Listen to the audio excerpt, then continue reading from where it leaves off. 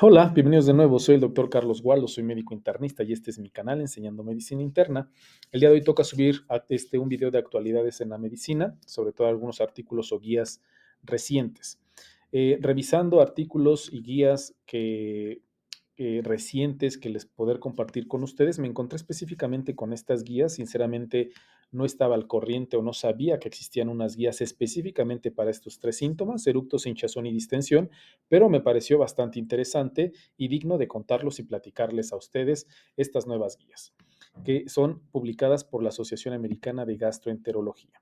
A manera de introducción, ya existían estas guías, ya había unas guías previas y estas son una actualización de la práctica clínica.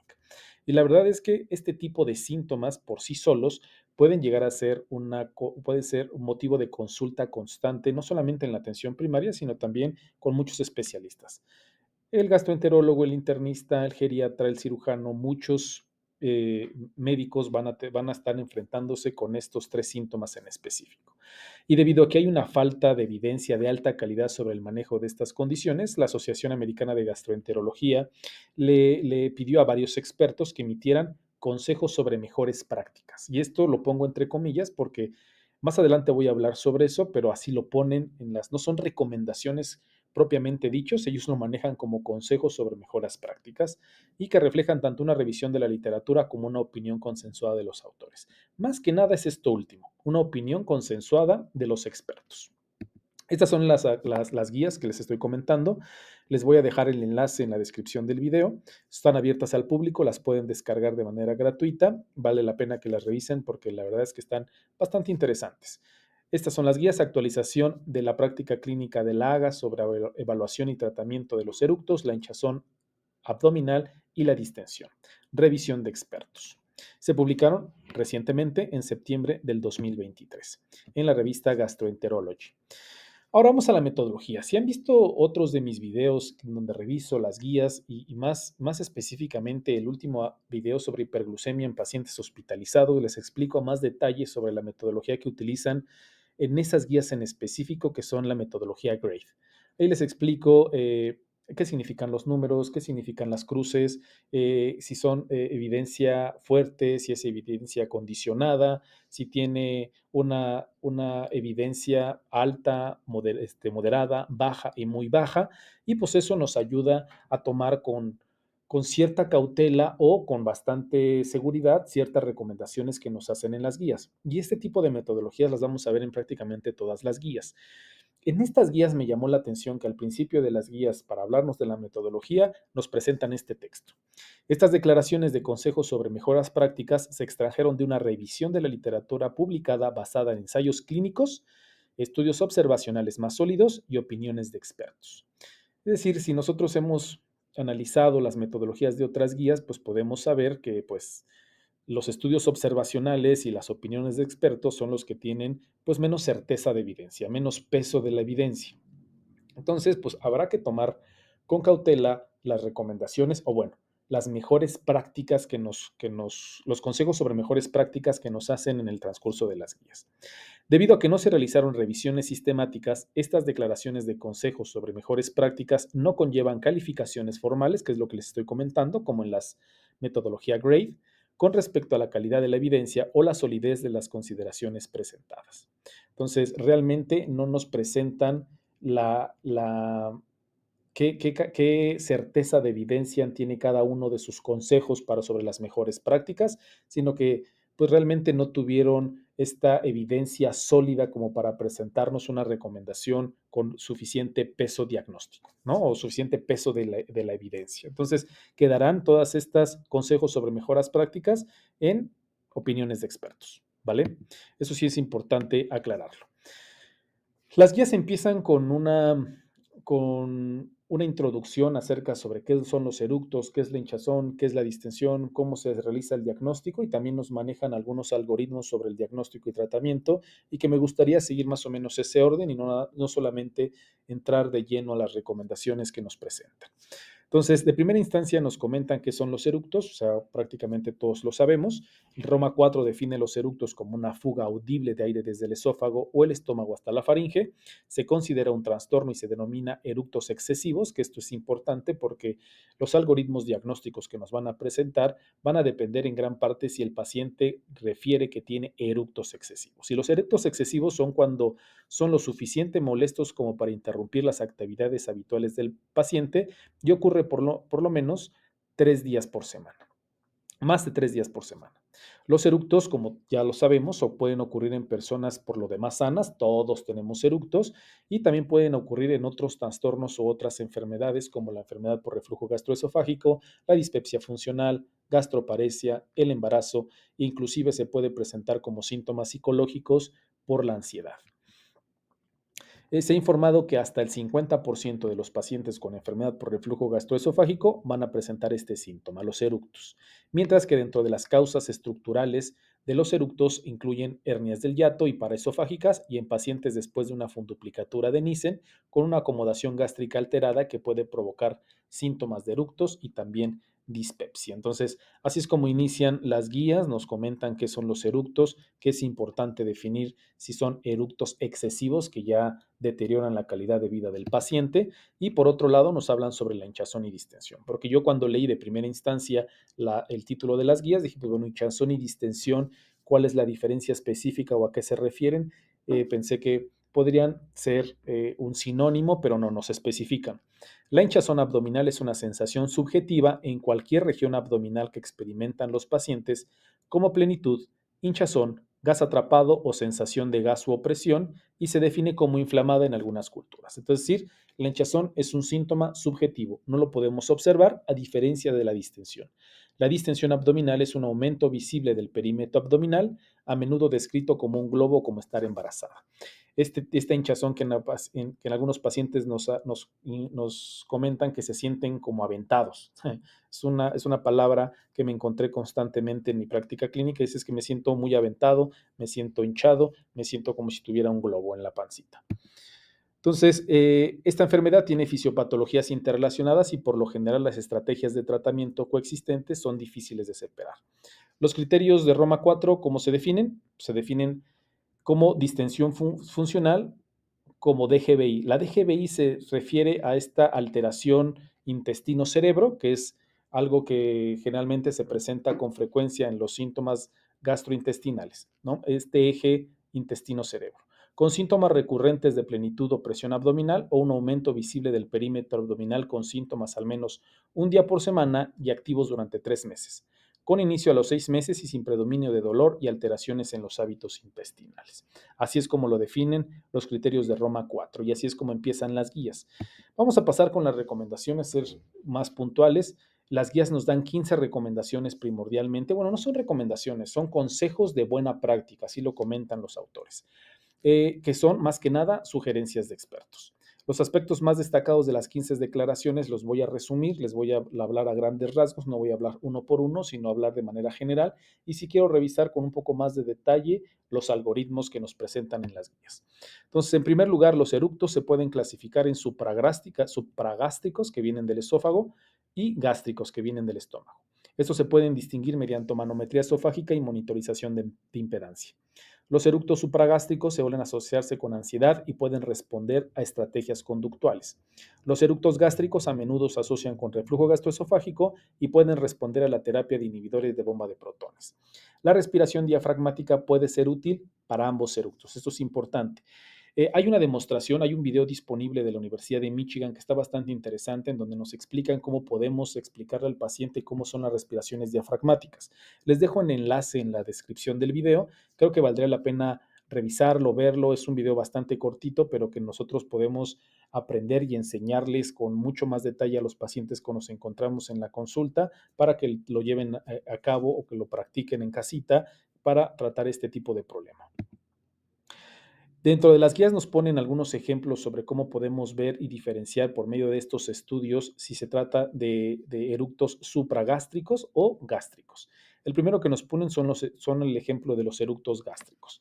La figura A, esta es un trazado del estudio de pH de impedancia que muestra aumento de la impedancia de distal a proximal con la eliminación del aire del esófago.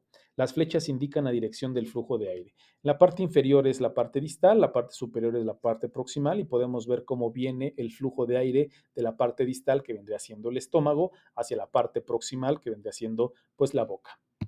Y en la parte derecha, en la imagen B, que le hago zoom para que lo vean con más detalle, es una manometría de alta resolución de los eructos gástricos, con la dirección del flujo de aire desde el estómago hasta el esófago superior, que está mostrada con la flecha naranja y que sugiere una relajación transitoria del esfínter esofágico inferior. Eso significa TLES, son las siglas en inglés de relajación transitoria del esfínter esofágico inferior, mostrada por la flecha amarilla. El esfínter esofágico superior se abre temporalmente para permitir que el aire salga del esófago y así es como se van a ver tanto en la impedancia como en la manometría de alta resolución, que así se van a ver los eructos que tienen origen gástrico. Y estas son las imágenes que nos ponen como ejemplos de eructos supragástricos. Estos eructos son demostrados en este estudio de pH en la letra A de impedancia, que muestra un aumento proximal y luego distal de la impedancia con la eliminación del aire del esófago por vía oral. Las flechas indican la dirección del flujo de aire. Como pueden ver, la primera flecha va de proximal a distal y posteriormente de distal a proximal. Y en la imagen B, que les hago zoom, es la manometría igual de alta resolución que muestra eructos supragástricos repetitivos con apertura del esfínter esofágico superior y luego aire propagándose a través del esófago. Contracción del diafragma con movimiento hacia el exterior del esfínter esofágico inferior, y a la derecha les pongo una imagen con un zoom un poco más amplio y la flecha roja muestra la dirección del flujo de aire de distal a proximal. Entonces, así como más o menos nos ponen cómo podemos hacer el diagnóstico y cómo se van a ver en estos dos estudios que son de vital importancia para poder diferenciar entre los eructos supragástricos y los gástricos. Pero este es el algoritmo que nos proporcionan en las guías, que me gustaría revisarlo pues un poquito más a detalle. Entonces, vamos a empezar con que si el paciente tiene eructos excesivos y disminuyen la calidad de vida del paciente. Si esto es así, se debe sospechar el diagnóstico y se deberá realizar una historia completa y una observación clínica. Y nos comentan en estas guías que podemos tener pistas clínicas, es decir, por medio de la clínica podemos darnos una idea si nos estamos enfrentando contra un problema supragástrico o un problema gástrico. Las pistas clínicas para el supragástricos generalmente son eructos frecuentes y repetitivos que no ocurren durante el sueño ni el hablar y que se reduce con la distracción. Puede estar asociada con enfermedad por reflujo gastroesofágico. Los factores estresantes psicológicos pueden aumentar los eructos, mientras que los gástricos son eructos que ocurren con menos frecuencia y con mayor fuerza que los supragástricos. Para diferenciar los dos tipos de eructos, podemos realizar monitoreo ambulatorio de impedancia y o manometría de alta resolución durante al menos 90 minutos, pero que se prefiere una impedancia de 24 horas, como son los estudios que ya les había comentado y enseñado en las diapositivas previas. Y aquí tenemos dos cuestiones, que la manometría de alta resolución nos den diferentes hallazgos. Si muestra la parte superior del esófago relajación con aire que fluye hacia el esófago y luego se expulsa por vía oral a través de la faringe antes de llegar al estómago, se puede ver dos métodos, método de succión de aire e inyección de aire. Entonces nos vamos a estar enfrentando a eructos supragástricos, que estos por lo general son voluntarios. ¿Cuáles son los pasos a seguir si nosotros hacemos el diagnóstico de los pacientes con eructos excesivos y que hemos llegado a la conclusión por medio de manometría de alta resolución que se trata de eructos supragástricos? Pues bueno, aquí nos comentan que tenemos que hacer en primera instancia comunicar los hallazgos al paciente. Psicoeducación. Descartar trastornos de rumiación, que es con manometría de alta resolución con impedancia. Considerar la terapia con inhibidor de bomba de protones si está relacionada con la terapia del habla para la enfermedad de reflujo gastroesofágico. Terapia conductual dirigida al intestino, es decir, terapia cognitivo-conductual en psicólogos o psiquiatras que están especializados en este tipo de problemas. Hipnoterapia, respiración diafragmática, que es como las que les puse en el video. Neuromoduladores centrales, especialmente si también se reportan problemas psicológicos. Y si la manometría nos da otro resultado, si nos da hallazgos del flujo de aire desde el estómago hacia el esófago y una relajación transitoria del esfínter esofágico inferior, seguido de relajación del esfínter esofágico superior, nos estamos enfrentando con eructos gástricos, que por lo general estos son involuntarios. ¿Cuáles son los pasos a seguir o las recomendaciones que nos hacen en las guías? Iniciar terapia con inhibidor de bomba de protones y modificaciones en el estilo de vida para el reflujo. Descartar gastroparesia en un subconjunto de pacientes con náuseas y vómito y considerar la funduplicatura si la alergia patológica es grave. Sí o no, baclofeno si está relacionado con el exceso de relajación transitoria del esfínter esofágico inferior. Entonces, la verdad es que está bastante, nos van llevando de la mano sobre cuál es lo que podemos hacer. Si ya nos estamos enfrentando con un paciente en el que nos dicen que de plano sus eructos son excesivos y que le está deteriorando su vida, pues podemos en primera instancia de manera clínica orientarnos a cuál de las dos problemas nos estamos enfrentando, supragástricos o gástricos, solicitar una manometría de alta resolución e impedancia de 24 horas y hacia cuál de los dos lados nos va a estar llevando, cuáles son la terapia, qué es lo que podemos proporcionarle a ese paciente. Mientras que, ¿qué nos dicen de la hinchazón y distensión? Pues bueno, son varios puntos que nos hablan al respecto. Las causas de hinchazón y distensión relacionadas con la dieta incluyen deficiencia de lactasa y sacarasa, edulcorantes artificiales o alimentos que contienen fructanos, enfermedad celíaca y sensibilidad al gluten no celíaca. Otras causas incluyen el crecimiento excesivo de bacterias en el intestino delgado, trastornos de la motilidad gastrointestinal y trastornos funcionales de la defecación, en los que la hinchazón o la distensión puede asociarse con estreñimiento o incontinencia fecal. Como pueden darse cuenta, son muchas las causas que pueden estar provocando estos dos síntomas a los pacientes, que muchas veces nos quedamos con que, pues bueno, tiene colitis, ¿no? Y generalmente encasillamos a todos los pacientes que tienen este problema en un solo diagnóstico, como se podría decir, de colitis, y los encasillamos y les damos a todos estos pacientes el mismo tratamiento cuando en verdad nos estamos enfrentando a, un, a una variedad de problemas que tenemos que estudiar en este tipo de pacientes. El tratamiento de la hinchazón y la distensión depende de la causa más probable. La decisión de proceder con un tratamiento empírico basado en la historia y el examen físico o solicitar pruebas diagnósticas adicionales debe individualizarse dependiendo del diagnóstico clínico sospechado y la presencia o ausencia de síntomas de alarma. Ahorita voy a revisar también los algoritmos que nos presentan en las guías, que también son muy similares a los de los eructos y que también son de bastante utilidad. Para los enfoques dietéticos, especialmente intervenciones potencialmente complejas como una dieta baja en FODMAP, es decir, baja en oligosacáridos, disacáridos, monosacáridos y polioles fermentables, los autores sugieren la derivación a un nutriólogo capacitado en gastroenterología si es que está disponible. Y hay que recordar que en ocasiones estas dietas son bastante restrictivas, son un poco difíciles de llevar. Hay dos tendencias en la actualidad en las que es una ausencia completa de FODMAP o baja en FODMAP. Creo que la que es baja en FODMAP, en la que no es tan estricto, se puede llevar con mucha mayor facilidad y tiene los mismos efectos que una dieta completamente restringida de FODMAP.